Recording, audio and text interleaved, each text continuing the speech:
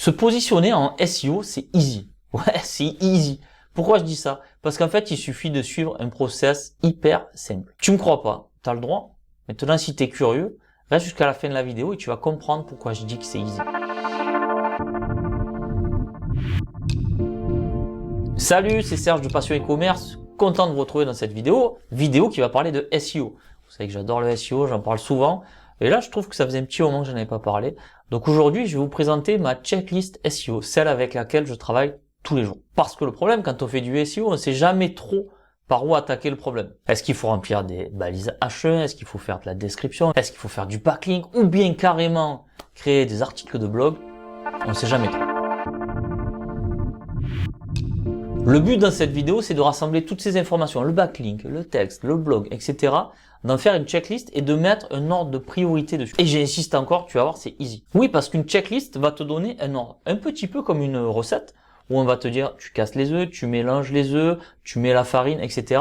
Avec le SEO, c'est pareil, il y a des ordres de priorité. Donc on va travailler à la verticale, on va pas travailler comme une mid-map. Vous savez, moi j'aime beaucoup la mid-map parce que ça m'aide à réfléchir.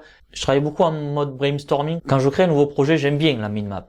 C'est des idées éclatées qu'on peut ranger entre elles, etc. Là, non, pas du tout. Là, on va travailler à la verticale. Je fais ça. Une fois que ça c'est fait, je descends. Et voilà, je vais cocher des cases dans la checklist. Et c'est comme ça qu'on va faire évoluer notre SEO. Avant de vous montrer cette simple méthode, j'aimerais faire un petit disclaimer. On parle de SEO, vous avez peut-être un niveau avancé ou débutant. Là, la méthode que je vais vous expliquer, elle est faite vraiment pour travailler sur l'essentiel. Ce qu'il faut savoir, c'est que quand vous allez embaucher une agence SEO, le 3/4 du temps, elle ne sait même pas comment attaquer le problème. On parle de SEO e-commerce, bien évidemment, vous êtes sur une chaîne e-commerce. Et quand vous allez voir une agence, elle va vous faire travailler des mots-clés qui sont pas hyper pertinents pour vous. Tiens, d'ailleurs, je vous pose une question. À votre avis, quel est le mot-clé le plus intéressant pour vous en e-commerce? Est-ce que c'est des mots-clés autour des produits? Est-ce que c'est des mots-clés autour de la marque? Est-ce que c'est des mots-clés autour des questions à travers les articles de blog? Ben non. Pour moi, les mots-clés qui font le plus vendre, c'est les mots-clés de catégorie. Si je prends l'exemple de mon site Caminado, le but, c'est de ressortir sur le mot-clé, admettons, sac à dos randonnée. Alors oui, en général, les agences web, SEO, elles vont vous dire non, ça c'est pas intéressant. Aujourd'hui, l'internaute adore les mots-clés à rallonge. Donc ce sera peut-être sac à dos avec une marque Salomon de couleur bleue et on peut même mettre un volume 45 litres. Donc sac à dos Salomon bleu 45 litres. Et là, si vous êtes positionné sur ce mot-clé, là vous allez vendre. Et moi, c'est là que je suis pas d'accord parce qu'en fait, si vous regardez bien, on va taper la requête ensemble. Comme vous voyez sur l'écran, ce qui ressort, c'est alors Salomon et sac à dos, mais vous n'avez pas le lien vers la page spécifique du sac à dos bleu de chez Salomon en 45 litres. Par contre, si vous regardez bien, en shopping, on a le détail. Donc Google se garde les meilleurs résultats en shopping. Bon, il est pas fou non plus. Et du coup, vous ressortez pas sur cette fameuse requête. Alors c'est général, il y a certaines requêtes où il y a peu de concurrence et là vous allez pouvoir ressortir. Mais en fait, ça fait un moment que Google a arrêté d'être très précis dans ses requêtes. Pour vous donner un exemple, j'avais un site de chaussures pour bébé il y a quelques années en arrière et j'arrivais à me positionner sur des requêtes très précises comme celle-ci, admettons chaussures bébé Converse bleu. J'arrivais à me positionner et petit à petit, et je vous parle de ça il y a quelques années déjà, petit à petit j'ai vu mes positions partir parce que Google préférait faire retomber sur une page plus généraliste. Admettons sur Sarenza où il y avait les chaussures bébé Converse à la rigueur. Il n'y avait pas la couleur qui était prise en compte. Donc pour résumer, aujourd'hui, si vous voulez faire des ventes et être bien positionné sur les mots-clés importants, je répète bien les mots-clés importants, ceux qui font vendre, il faut que vous focalisez sur vos mots-clés de catégorie.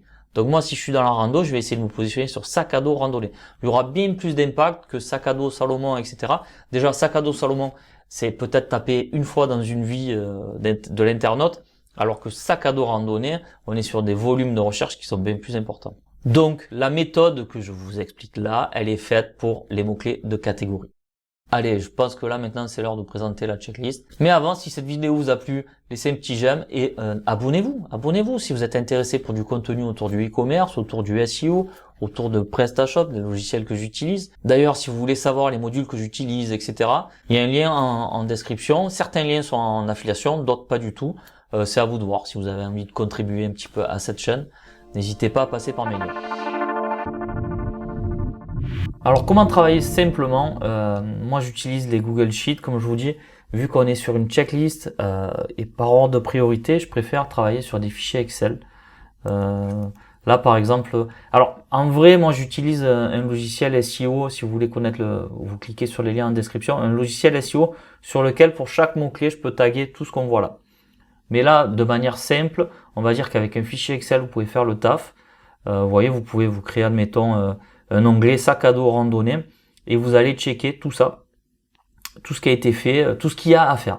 Et si c'est fait, vous pouvez mettre une date, vous mettrez la date de votre choix, et si c'est fait, vous pouvez mettre un petit vert comme ça, et vous savez que pour le mot-clé sac à dos randonnée, vous avez fait ça.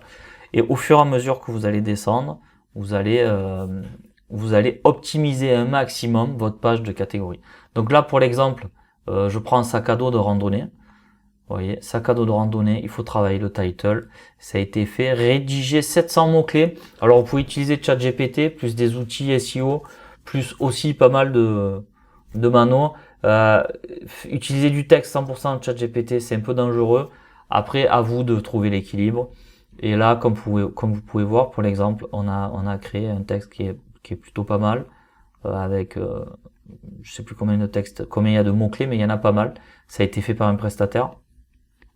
Donc on peut dire que ça a été fait. On est vraiment par ordre de priorité. Pour moi, le title, c'est la priorité number one. S'il y a un truc à modifier, c'est le title. Voilà. Essayez de pas être trop long. Moi, j'avais tendance à l'époque à être long. Là, l'agence avec qui je travaille me conseille de faire plus court, donc on fait des tests. Moi, j'aime bien mettre à la fin du title achat, vente, pas cher, parce qu'on peut taper sac à dos randonnée, achat, sac à dos randonnée, pas cher, etc. Donc, dans l'idée, peut-être rajouter des mots-clés. Mais là, on a un bêta test avec l'agence, donc ils préconisent plutôt du court. Donc ça, c'est encore en mode test. Image unique. Alors ça, c'est important de mettre une image unique pour vos pages de catégorie. Là, vous voyez, j'ai créé une image. D'ailleurs, je ferai une vidéo prochainement autour de comment créer un visuel en e-commerce. Abonnez-vous si vous voulez être au courant de la sortie de cette vidéo. Mais un visuel unique pour une page de catégorie, un texte unique pour une page de catégorie, c'est hyper important pour Google. Déjà, vous avez ces 3 tâches à faire qui pour moi sont la base de tout. D'ailleurs, je vais les entourer parce que si déjà vous faites ça, vous avez fait, allez, 60% du taf. Et même, j'ai envie de vous dire 80% du taf. Après, tout ce qu'on va faire en dessous, c'est de l'optimisation pointue. Si vous n'arrivez pas à voir vos résultats, faut pousser encore. Il y a aussi le backlink, mais je le mets pas en priorité le backlink. En fait, quand vous commencez à avoir de la notoriété, que votre site a de la notoriété et commence à bien se positionner sur pas mal de positions, le backlink sur la page de catégorie est accessoire. D'abord, travaillez vos mots-clés, travaillez votre site en interne, travaillez les données du site en interne et après, s'il a besoin d'un petit coup de pouce, créez un lien externe vers la page de catégorie. Mais déjà, faites ce job-là d'optimiser. J'ai mis là aussi optimisation de fiches produits, c'est-à-dire intégrer des mots-clés dans les fiches produits. Si on est dans sac à dos de randonnée, trekking, il faut que chaque mot-clé ce mot-clé précis soit intégré dans la fiche produit. Vous voyez là on a sac à dos pour la randonnée, alors on essaye de mixer un petit peu, mais normalement tout a été optimisé. La randonnée, le trek, chaque fiche produit a été optimisée.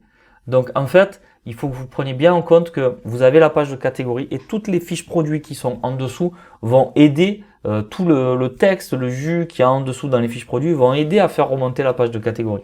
Donc c'est important que dans ces fiches produits, il y ait le mot-clé principal qui est sac à dos randonnée. Donc il faut qu'on le trouve dans le titre et il faut aussi qu'on le trouve dans le texte. Alors vous allez peut-être me dire, ouais mais c'est énorme, s'il faut que je reprenne, admettons 200 fiches produits pour intégrer ce mot-clé, ça va me durer des plombes.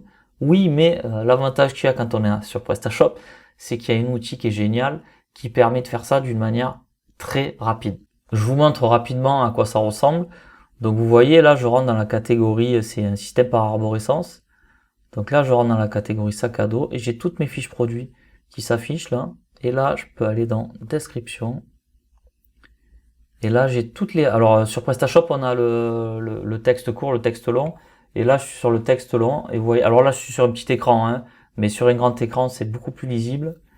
Et là, il suffit juste de dire, je veux rentrer, admettons, là, sac à dos, randonnée. il est pas du tout bien placé, mais c'est juste pour vous le montrer. Et là, vous faites enregistrer et vous passez à la fiche suivante, etc., etc. Donc, je vais lever ce que je viens de marquer là. Donc, en fait, vous gagnez un temps fou si vous voulez optimiser vos fiches produits. Passez par là. Je sais qu'on est sur PrestaShop et que ce logiciel n'est que sur PrestaShop, mais c'est l'avantage d'avoir une solution professionnelle. Quand on est sur Shopify, faire de l'optimisation de fiches produits, c'est beaucoup plus long. Là, on peut vraiment travailler nos fiches produits d'une manière rapide. Et c'est un détail de ce que peut faire ce logiciel. Le lien est en description. Donc, optimisez vos fiches produits. Une fois que c'est fait, je vous invite à faire ça, à coller, bien évidemment. Une fois que c'est fait, je vous invite à mettre la date. Et un lien externe. Alors, lien externe, moi, je vous conseille de travailler avec des sociétés qui font ça, qui travaillent les liens. Attention, elles ont tendance à vous vendre du lien très cher, 1000 € le lien.